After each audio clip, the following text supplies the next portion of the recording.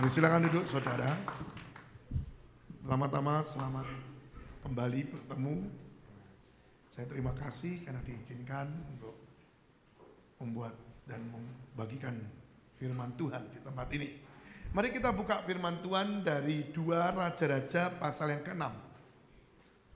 Saya rasa bahwa hari-hari ini adalah hari-hari di mana sebenarnya kita harus kerja keras, saudara. Ya, kenapa kok kita harus kerja keras? Karena hari-hari ini sebenarnya hari-hari di mana Tuhan sedang ingin memperbesar kapasitas kita. Ya, menjelang kedatangan Dia kedua kali, jangan pernah kita cuman menunggu. Ya, kalau kita cuman menunggu dan cuman melihat, apa bedanya kita dengan penonton? Sama. Ada pertandingan bola, memang yang paling banyak yang nonton. Tapi ya penonton nggak dapat apa-apa, saudara. Ya kan, betul. Yang pemainnya ya dapat, kalau menang dia dapat sesuatu. Tapi penonton cuma nonton doang, saudara. Ya kalau gol, wah tepuk tangan. Nanti kalau meleset, maki-maki. Nah, itu namanya penonton. Dan Tuhan inginkan kita tidak jadi penonton. Mari saat ini bersama dengan Tuhan lakukan sesuatu. Ya. Hari-hari ini saya terkagum-kagum dengan Tuhan. Ya. Beberapa waktu yang lalu kami dapat satu, ya istilahnya perintah lah dari Tuhan untuk menyelesaikan NTT NTB, saudara. Ya. Memang ini kantong Kristen, tetapi sebenarnya sudah banyak yang pindah. Ya. Kenapa? Alasan keuangan, ya, alasan perkawinan. Ya. Tetapi pada waktu kami ke sana, kami sungguh-sungguh lihat Tuhan yang beracara. Itu yang namanya orang bertobat, saudara. Kesembuhan. Itu benar-benar nyata. Amin. Istilahnya kalau kita dulu ya, mau KKR kesembuhan, doa puasa dulu istilahnya ya. Terus segala sesuatu lah. Ini benar-benar Tuhan lah. Yang saya cerita yang kami ya, kami KKR di Keva, itu 20.000 orang lah yang datang. Pada waktu KKR itu, saya nggak ngapa-ngapain saudara, sejujurnya. Ya. Kenapa? Karena pada waktu acara mulai jam 4, saya bilang nggak akan mungkin datang karena masih panas, nggak karuan. Betul, 5:30 pada waktu matahari sudah mulai turun, mereka mulai datang. 5:30 saya sudah ada di lapangan. Saya lihat Tuhan bilang, kamu mulai siap. Benar saudara, jam 6:10 Tuhan bilang gini, kamu naik mimbar. Saya bilang, belum pembukaan loh saudara. Belum doa pembukaan, belum acara istilahnya sambutan gitu, belum, karena di situ ada ya para pejabat dan ada hamba Tuhan. Tuhan bilang, tidak perlu, semuanya itu nggak ada gunanya lah. Kamu naik, waduh, saya bilang gini, ini nggak lucu saudara. Tapi karena Tuhan yang suruh ya sudah. Jadi acara itu belum ada pembukaan, doa pembuka. Belum ada kata sambutan, saya suruh naik. Jadi pada waktu saya bilang sama yang ngatur, saya minta mic. Yang ngatur bilang, Pak, belum pembukaan, enggak apa-apa. Saya naik dulu, saya bilang. Ini barusan pembukaan dalam puji-pujian, tapi tidak juga puji-pujian. Belum puji-pujiannya Pak, ini barusan intermezzo, bilang gitu. Supaya narik orang datang. Karena kalau orang daerah sana, kalau sudah musik nyala ya, sudah mulai, nah mereka berusaha datang saudara. Ini baru mulai Pak. Enggak masalah, saya bilang, ayo saya naik. Saya ambil mic, saya naik. Semua bengong saudara. Para pejabat juga bengong. Dan pada waktu saya naik, saya bilang, nyanyi lagu kesembuhan. Nyanyi. Tuhan bilang, kamu enggak usah ngapa-ngapain. Nyanyi, sudah habis nyanyi, kamu perintahkan kesembuhan itu terjadi. Dan apa yang terjadi saudara? Jam 6:04, saya masih ingat itu. Saya teriak, saya berkata, siapa yang sakit di sini? Pegang tangan kananmu di tempat yang sakit. Tangan kirimu menghadap pada Tuhan. Dan percaya sembuh. Dan saya mulai perintahkan semua penyakit itu pergi. Kenapa yang sudah terjadi? Saya tidak ngomong apa-apa. Dalam arti saya turun, saya jamah, saya pegang, saya tidak lakukan itu. Saya cuma katakan seperti itu dan saya cuma bilang, jadi. Amin. Pujian masih dinyanyikan dan saya panggil. Siapa yang sembuh? Naik. Naik saudara. Yang lumpuh jalan saudara. Yang buta melihat. Yang tuli mendengar. Saya sampai gini. Saya bengong. Loh ini siapa yang lakuin? Sebabnya gak ada apa-apa, Tuhan sendiri yang kerja saudara. Makanya saya bilang, ini waktunya. Amen. Jangan sampai kita membatasi Tuhan dengan teori-teori, atau kita membatasi Tuhan dengan apa? Dengan kebiasaan-kebiasaan. Nah, janganlah. Pokoknya lakukan apa yang Tuhan suka.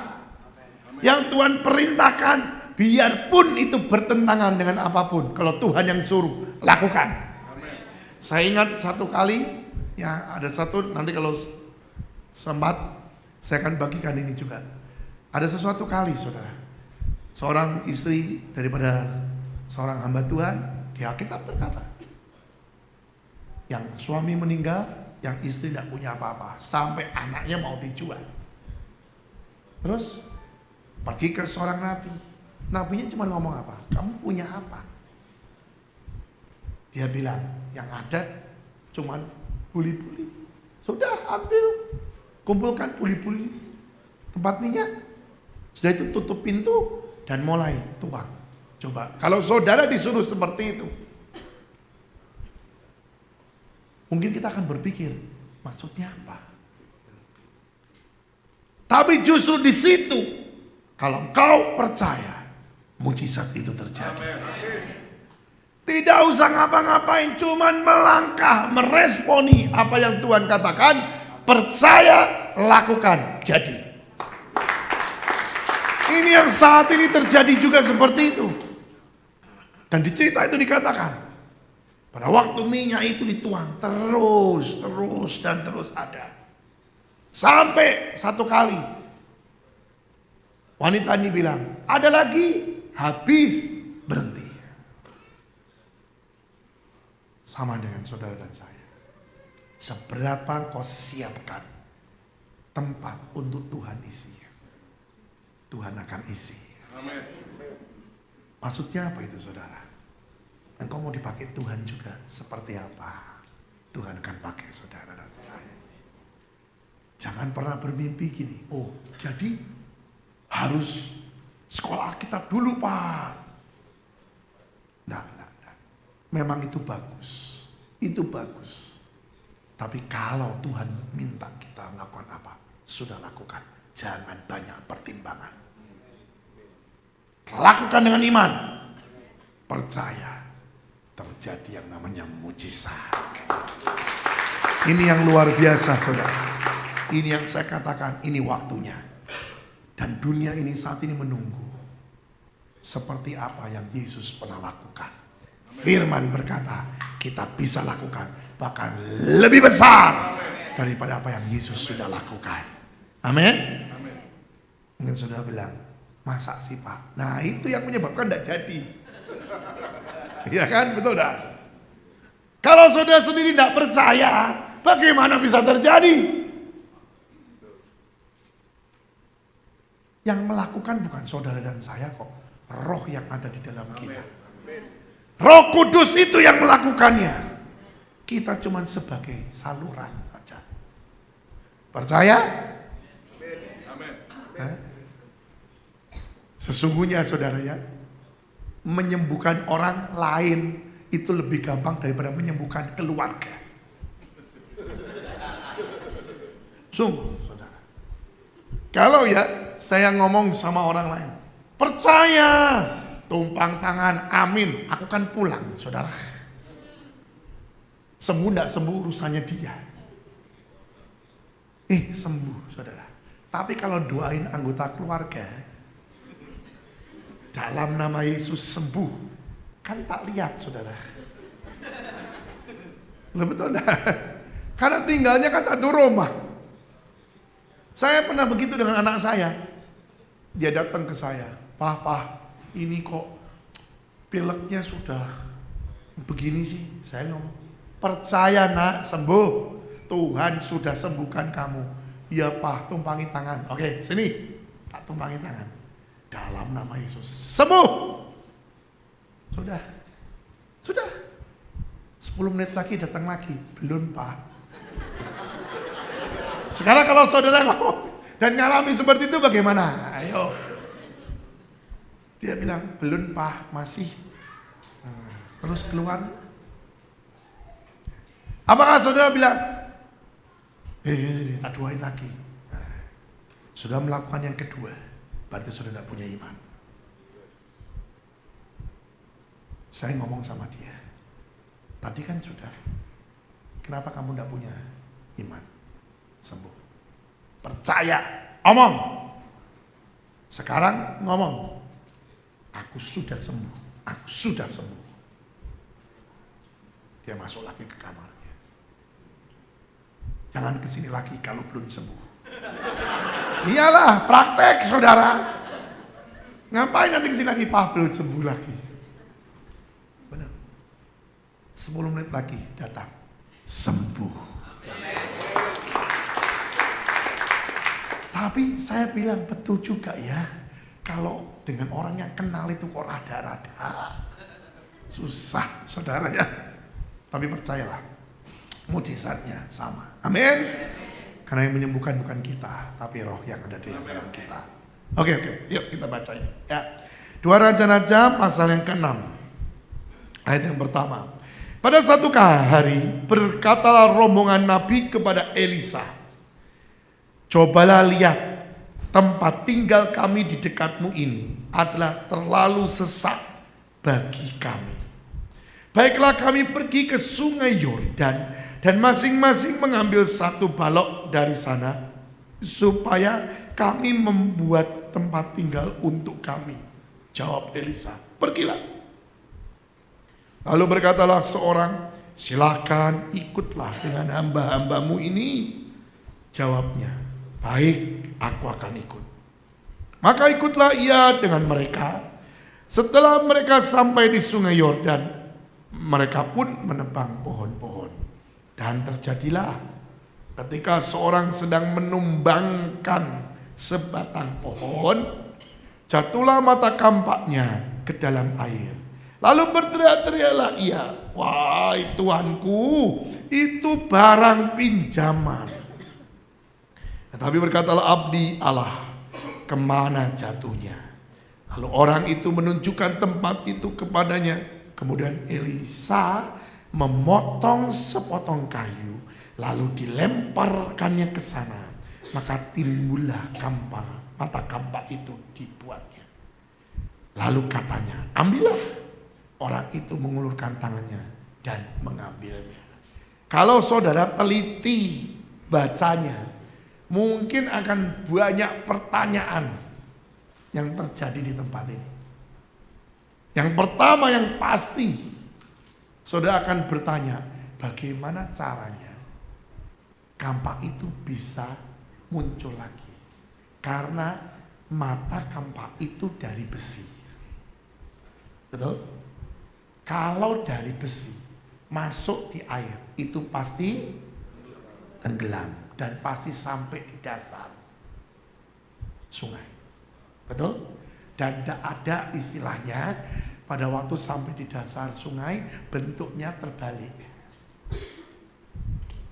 Pas tajamnya di atas, jarak. Biasanya tidur. Betul kan? Yang kedua, kayu mau sebesar apapun dilemparkan ke sungai, itu enggak tenggelam. Saudara, kayu tetap terapung. Yo, di sini firman bilang, pada waktu Elisa melemparkan kayu itu ke sungai, maka mata kampak itu nempel sama kayu. Itu satu mujizat yang luar biasa. Amin. Ya. Kalau itu cuman tindakan manusia, tidak bisa. Itu tindakan sesuatu yang luar biasa. Sama Daud, ya, pada waktu melemparkan dengan ali-alinya batu, kok bisa masuk ya di tengkoraknya, di kepalanya Goliat. Ayo, secara logika tidak bisa, tapi kok bisa? Sama, itu yang namanya mujizat. Amin. Jadi mujizat ini masih berlaku sampai hari ini. Tidak ada kata mujizat yang berhenti. Amin. Cuman kita ini loh, percaya enggak? Kita ini bisa enggak untuk berkata, aku percaya mujizat itu tetap berlaku. Amin. Ini saudara, Tuhannya enggak beda kok. Ini luar biasa. Makanya hari ini kita mau belajar, ya dari awal kita mau belajar, karena ini pelajaran ini banyak sekali saudara. Dan ini pelajaran yang sangat luar biasa sekali peristiwa ini. Yang pertama ya, kita mulai dari ayat yang pertama. Pada satu hari ya, rombongan ini Nabi berkata, cobalah lihat tempat tinggal kami di dekatmu ini adalah terlalu sesak bagi kami. Ada sesuatu di sini di mana kondisi mereka sebenarnya sesak yang dikatakan di sini itu bukan hanya sesak secara karena banyak orang tempatnya kecil, bukan begitu sebenarnya. Tapi banyak juga ada sesuatu kata-kata dari orang lain, dari tindakan dari orang lain yang membuat mereka merasakan aku harus memperbesar kapasitas. Sudah waktunya. Nah, ini sesuatu yang luar biasa loh saudara. Ini artinya, waduh, kalau saudara mulai diomongin sama orang, ya, kalau saudara mulai ya diomongin negatif atau dikoreksi atau pokoknya dikata-katakan, itu tandanya sebenarnya Tuhan ngomong gini, nak, ayo buat lagi sesuatu yang baru, ayo buat lagi mujizatku, ayo engkau harus memperbesar kapasitas. Jadi kalau ada orang yang ngomongin kita, jangan down, saudara. Tapi itu waktunya kita harus tangkap. Amen. Itu saat Tuhan mau meninggikan kita. Amen. Itu waktunya Tuhan sebenarnya berkata, nah sudah waktunya engkau lari lagi, sudah waktunya engkau berjalan lagi, tidak stay di satu tempat. Keluar dari kenyamananmu, karena engkau dan Tuhan akan bekerja sama dan membuat sesuatu mujizat yang luar biasa. Amen. Bersama dengan dia. Ini loh saudara. Tetapi ada sesuatu kata-kata di sini yang luar biasa. Ayat yang kedua dikatakan, baiklah kami pergi ke sungai Yordan. Nah ini loh saudara.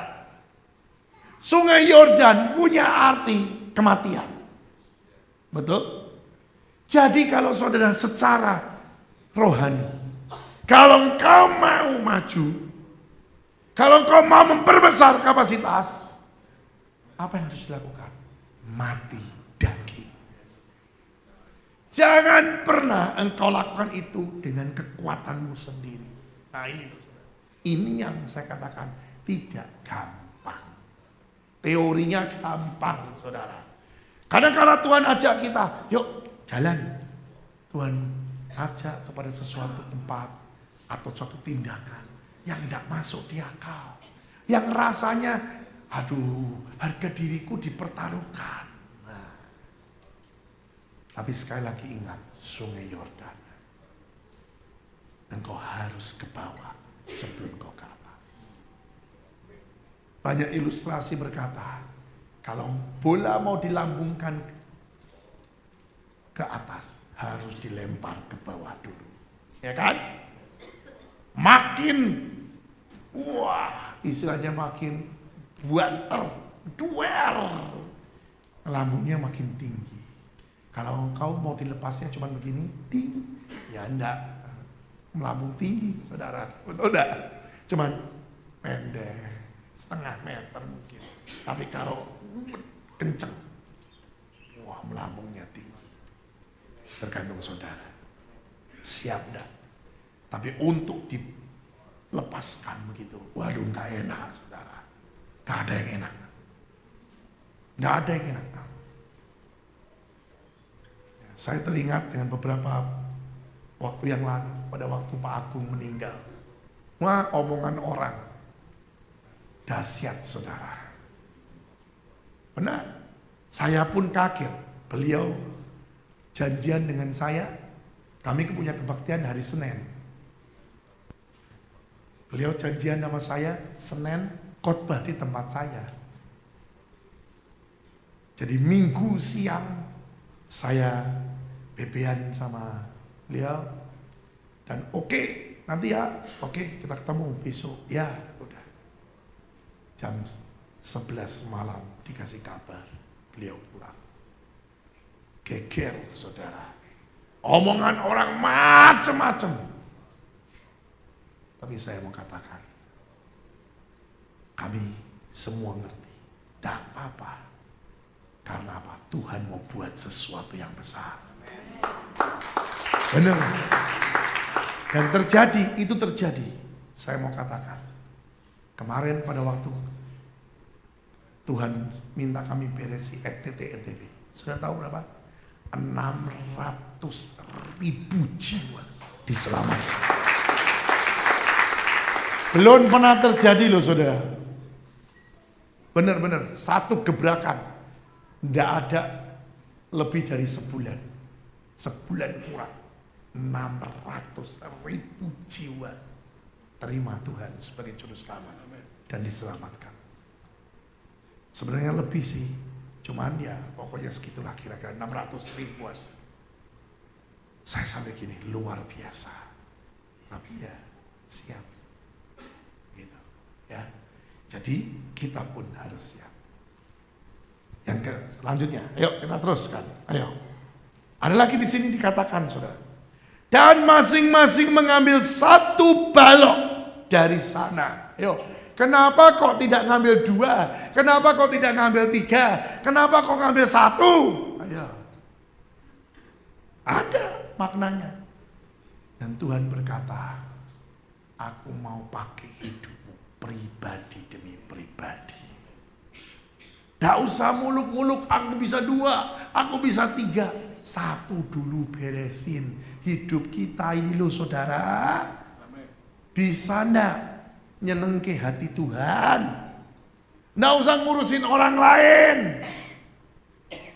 Tuhan katakan 1 balok saja. Kau ambil 1 balok cukup. Itu bisa. Yang namanya nama Tuhan dipermuliakan. Dan sudah mungkin berkata, gampang kan Pak motong pohon? Siapa bilang gampang? Kalau yang belum biasa, tidak bisa, saudara. Kalau teknologi sekarang ya pakai gergaji, pakai segala macam, ya bisa. Tapi zaman dulu pakai kampak, itu nggak bisa, saudara. Yang belum terbiasa, susah. Apalagi di baloknya bukan balok kecil, balok gede-gede. Benar, saudara. Jadi itu susah. Jadi Tuhan tuh bilang gini, sudah 1 aja cukup, 1 aja cukup. 1 aja mungkin setengah hari mungkin, saudara. Apalagi kalau kayak saya gini belum pernah ngerjakan seperti itu. Biarpun saya punya kakek ini tukang mebel, saudara ya. Tapi saya ini kan selama ini nggak pernah namanya motong pohon. Kasih kampak, mau kampak gede, mau kampak kecil, coba tuh. Saya pernah coba sih sebenarnya. Pada waktu saya remaja, tak potong, kok ndak tumbang-tumbang ya. Pokoknya tak. Jadi aduh susah lah saudara. Saya tahu susahnya seperti apa. Itu artinya kerja keras. Amin. Tuhan tidak minta sesuatu yang lebih daripada kemampuan saudara dan saya. Cukup satu, ayo. Tapi yang penting kerjakan itu dengan setia. Tidak bisa kan caranya begini, menumbangkan pohon atau motong dia sekali. Doel langsung. Itu mujizat. Mustahil, saya bilang. Pasti berkali-kali, betul? Lumayan kalau tenaganya kurang. Sudah cepat capek. Sekali der, 2 kali der, 3 kali. Yang 4 kalinya lu kok enggak maju-maju ya. Ayo jujur. Berapa kali dalam hidup kita tidak didapati setia. Padahal tujuannya belum nyampe loh. Kita masih lama karena tidak selesai. Kita sudah give up. Ayo jujur. Tuhan bilang setia. Setia. Bahkan di dalam firman dikatakan, kalau saudara dan saya tidak setia, Tuhan tetap setia. Ini loh saudara. Makanya saya katakan, susah. Tapi pasti bisa. Amin. Jangan bilang bahwa kehidupan itu gampang. Kalau tidak Tuhan yang memampukan, tidak bisa. Gampang untuk orang berubah setia. Coba kita saat ini introspeksi diri lah. Motivasi kita ikut Tuhan apa? Ayo. Gampang sekali pada waktu apa yang kita inginkan tidak tercapai, kita ngomong, kita marah, kita komplain sama Tuhan. Sebenarnya kita ini sayang gak sih biar Tuhan? Ayo. Kita kembali pada titik awal. Motivasimu ikut Tuhan apa? Ayo. Jujur. Karena tradisi. Karena ingin sesuatu. Atau kau mengasihi Tuhan. Ayo. Coba introspeksi diri. Saya sendiri, saudara, berkali-kali Tuhan tanya, apakah benar cintamu padaku masih membara? Ya, saudara. Untuk khotbah gampang, untuk pelayanan gampang. Apalagi kayak saya dulu pemain musik, wah, merem aja bisa, saudara. Loh, betul. Saya dulu pemain musik, saudara. Dan kalau sudah saya main musik, itu hampir tiap hari kan saya main. Itu kalau sudah seperti itu, saudara. Mau merem, enggak usah istilahnya, maaf ya, enggak usah doa-doa dulu lah, enggak usah segala macam, pegang gitar, tek langsung aku main. Mau lagu apa, mau lagu baru, mau lagu susahnya kayak apa, yang tak sikat semuanya. Tapi kembali, apakah itu benar dari hati yang terdalam mengasihi Tuhan, atau cuma sekedar kerutinitasan? Saya berkali-kali, kalau saya lagi diam di rumah, saya lagi doa, merenung, Tuhan cuma ngomong satu, kau lakukan semua ini, dasarnya apa? Karena pekerjaan? karena kesenangan, karena tugas. Aku enggak bisa pergi, aku enggak bisa lari, ini memang tugasku. Atau kau lakukan itu karena kau mengasihi Tuhan. Beda saudara, beda. Sangat beda. Sebelum ke tempat ini, saya kemarin pergi ke LA. Kalau dipikir-pikir saudara, ngapain buang duit? Benar saudara. Saya keluarkan ratusan juta rupiah. Benar. Dan kalau saya bilang, kalau saya di Indonesia, dengan waktu yang di sini, saya bisa menghasilkan ratusan juta juga rupiah. Istilahnya, secara jujur aja. Ngapain saya ke sini? Satu hal, Tuhan bilang, aku pengen ketemu engkau. Saya bilang, mau ketemu aku kok jauh-jauh Tuhan. Loh, betul enggak saudara? Saya bilang, ketemu aku tak masuk pengasingan dah di rumah. Atau di Indonesia di mana? Di Bukit Doa. Saya tak pengasingan. Tuhan bilang, engkau mau nyenengke hatiku dengan caramu atau dengan caraku? Nah, itu beda pertanyaannya. Dan saya bilang, dengan caramu. Ya kalau aku pengen ketemunya engkau di LA, lu mau apa? Misalnya begitu loh saudara. Betul enggak? Ya saya bilang, iyalah demi engkau. Dan dia sedang selesaikan semuanya. Sediakan semuanya. Saya berangkat saudara. Kembali pertanyaannya. Apakah engkau lakukan semua yang kau lakukan saat ini? Dasarnya mengasihi Tuhan. Atau kebiasaan, rutinitas. Benar loh saudara. Ada satu hamba Tuhan.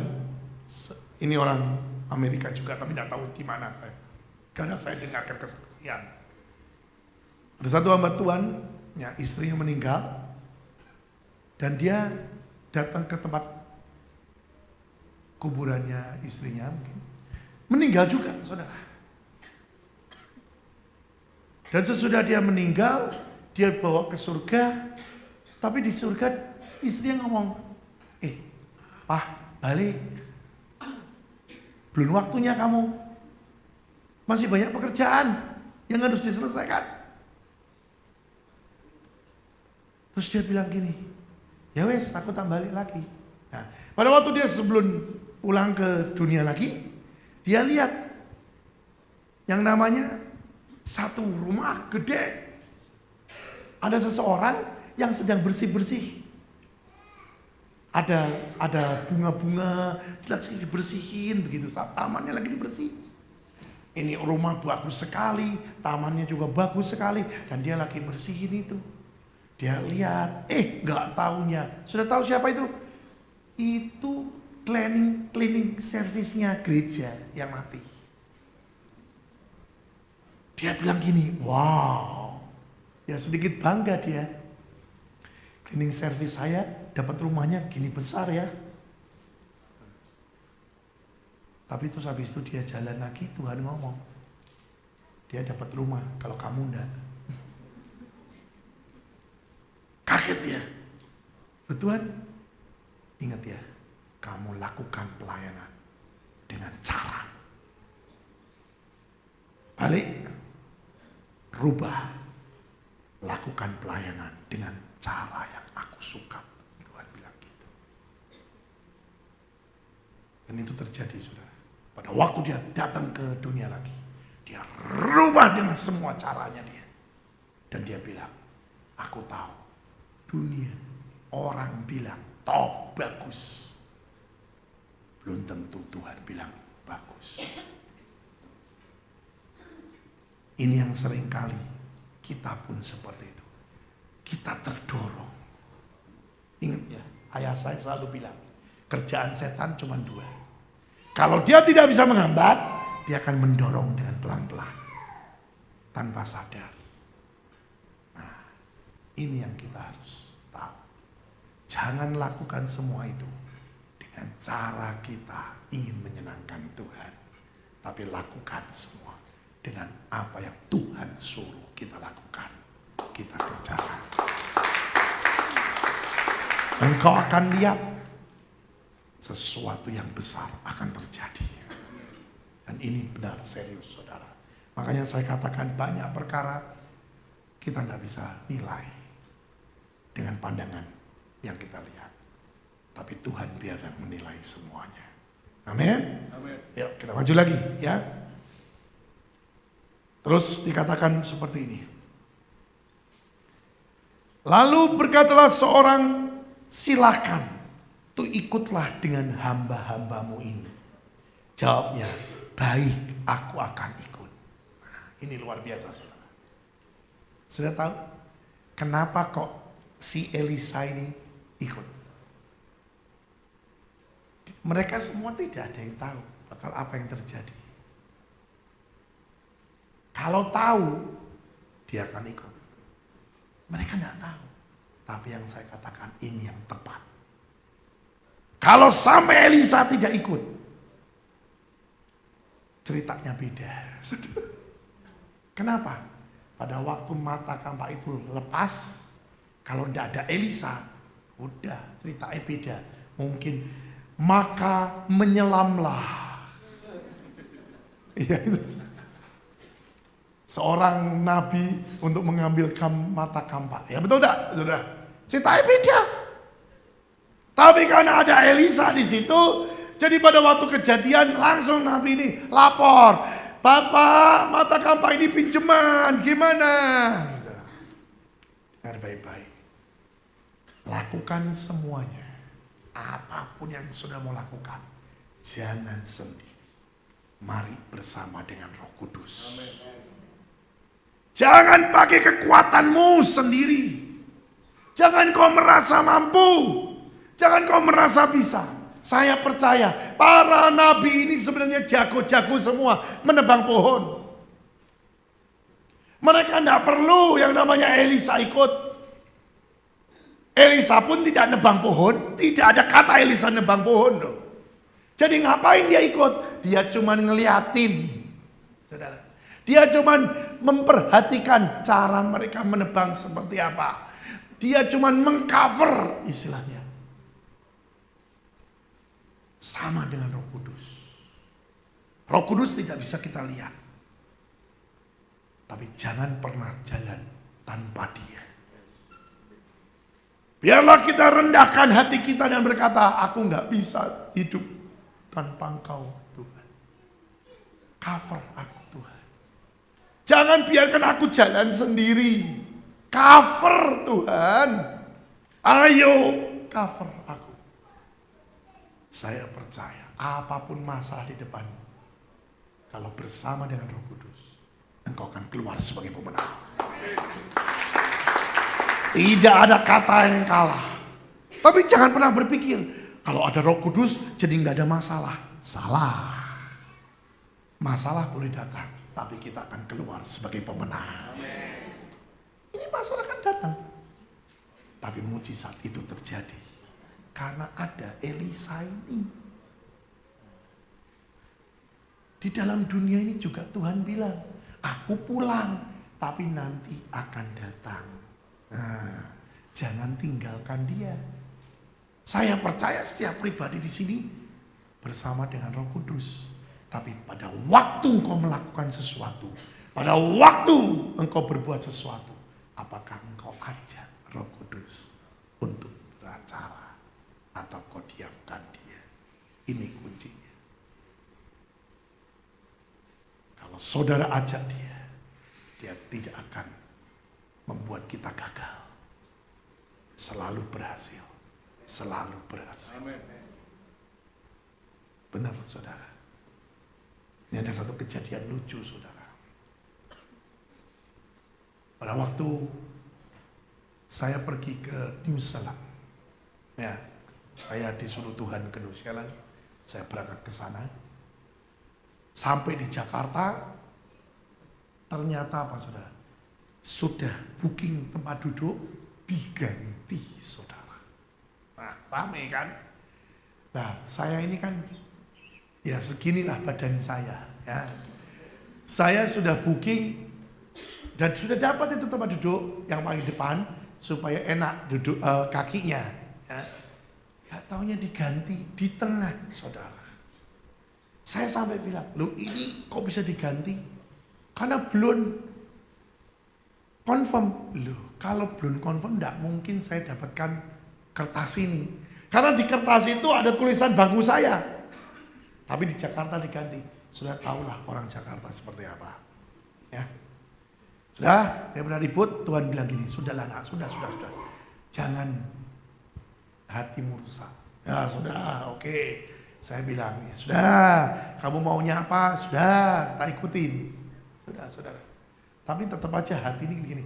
Aduh Tuhan, berapa jam ini saya duduknya seperti apa. Tapi saya bilang, saya belajar. Tuhan bilang, katakan, aku dapat yang terbaik. Aku dapat yang terbaik. Dan saya ngomong, aku dapat yang terbaik. Nah, saya berangkat. Tahu-tahu sampai di Hong Kong, saudara. Ya, di Hong Kong. Diganti tempat duduknya lagi. Dikasih lagi. Tapi tetap tidak di depan gitu ya. Sudah. Ikutin aja, saya bilang. Makasih, saya bilang begitu. Pada waktu saya masuk ke pesawat, bengong aku saudara. Kenapa coba saudara? Bukan di bisnis, bukan. Tempat saya di ekonomi pada waktu itu. Tapi apa yang terjadi? Aneh, saya duduk, ini langsung depannya lorong saudara. Jadi kaki saya mau panjangnya kayak apa juga bisa. Saya sampai gini, kok ada ya di pesawat yang seperti ini ya? Kemarin tak cari lagi loh tempat duduknya.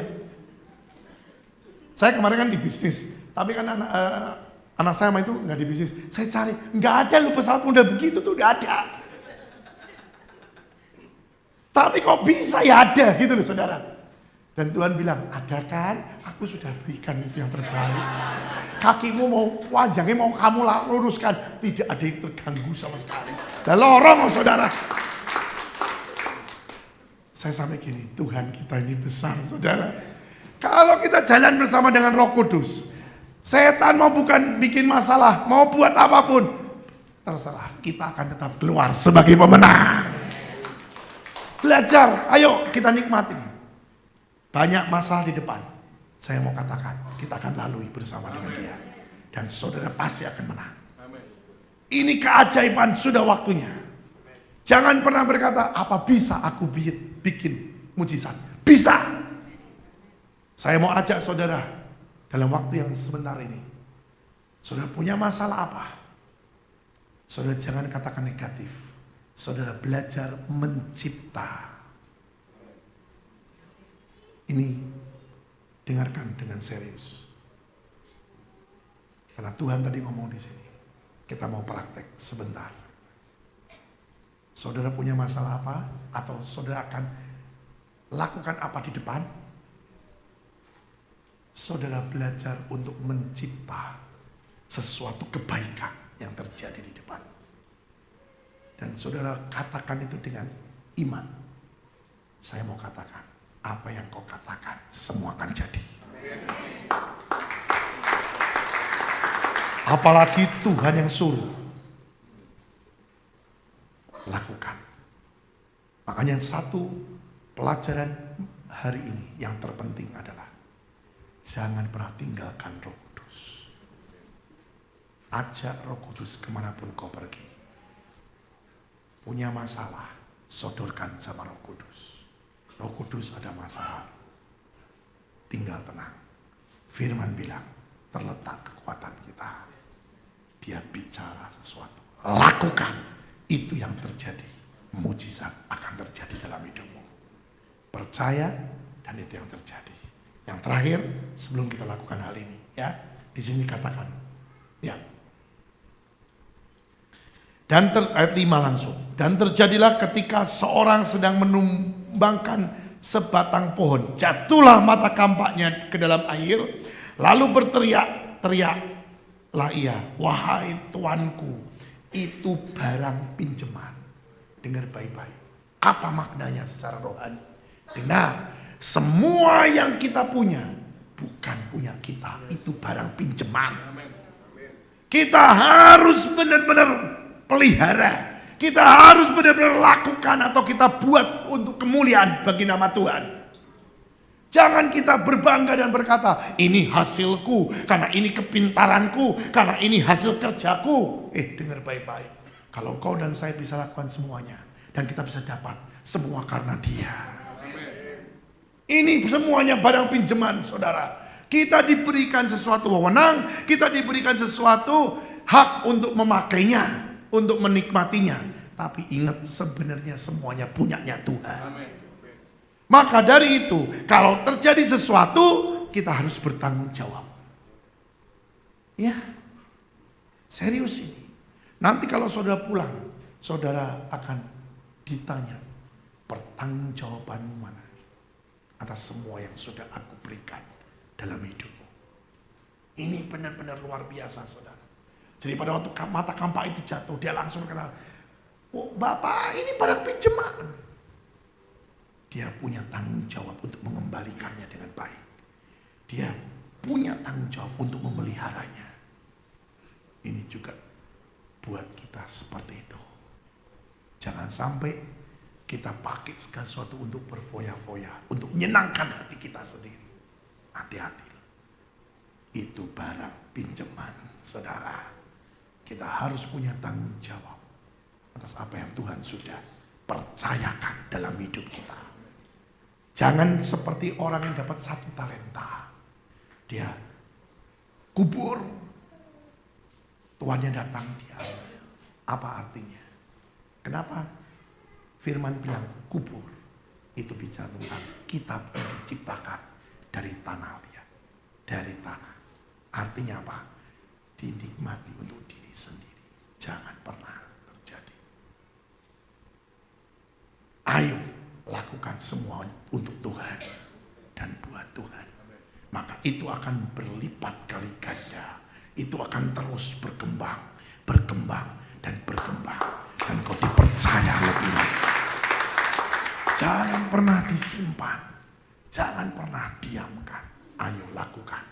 Sekali nanti Tuhan ajak saudara untuk melakukan sesuatu yang tidak masuk di akal, lakukan. Dan kau akan lihat mujizat itu terjadi. Ya, dari situ imanmu akan tumbuh. Engkau akan diajak lagi. Lakukan yang kedua, imanmu tumbuh lagi. Lakukan yang ketiga, imanmu tumbuh lagi. Dan makin hari engkau akan makin dipercaya sesuatu yang besar. Banyak orang minta langsung besar. Dan saudara, kita belajar dari 1 menjadi 2, dari 2 menjadi 4, dari 4 jadi 8, 8 jadi 16. Itu sistemnya Tuhan. Saya pada waktu diajarin sistemnya Tuhan, saya berkata, wow, jadi perlipat gandaannya cepat begitu. Belum lagi yang dikatakan 30 kali lipat, 60 kali lipat, 100 kali lipat. Coba bayangin, 1 ke 100, 100 ke berapa? 1000 langsung loh saudara. Tergantung saudara saat ini. Engkau bisa dipercaya dalam perkara kecil, Tuhan beri tanggung jawab dalam perkara yang besar. Saat ini, yang terakhir, mari kita lakukan sesuatu yang Tuhan inginkan. Di pagi yang indah ini, saudara mungkin punya masalah. Saudara mungkin punya sesuatu yang akan kau lakukan di depan. Ayo, pikirkan sesuatu yang positif. Dan kau belajar berkata, aku percaya bersama dengan Roh Kudus, aku akan bisa capai dan terjadi itu semuanya. Saya lakukan ini. Dan kalau Tuhan memang suruh, saya lakukan. Kalau saya enggak, Tuhan yang suruh, saya enggak mau lakukan. Kenapa? Enggak ada backupnya, saudara. Tapi kalau Tuhan yang suruh, saya percaya pasti akan jadi. Yang sakit ngomong, bilur-bilurmu sudah sembuhkan aku. Aku percaya sudah sembuh. Aku lihat sudah sembuh. Saya ngomong gitu pada anak saya yang kedua. Kali ini dia tidak mau ikut, saudara, karena dia senang di rumah. Ya, anak yang kedua itu sindrom. Tapi sudah tahu, setiap kali Tuhan bilang, katakan positif, anakmu normal. Katakan positif, anakmu normal. Normal, saudara sekarang. Luar biasa. Dia bisa nari. Tadi malam kami ngobrol melalui line. Ya, dia bisa cerita, ini apa. Luar biasa semuanya, saudara. Makanya saya katakan, jangan negatif thinking. Ayo katakan positif. Bukan saya mengandai-andai, tapi lakukan ini.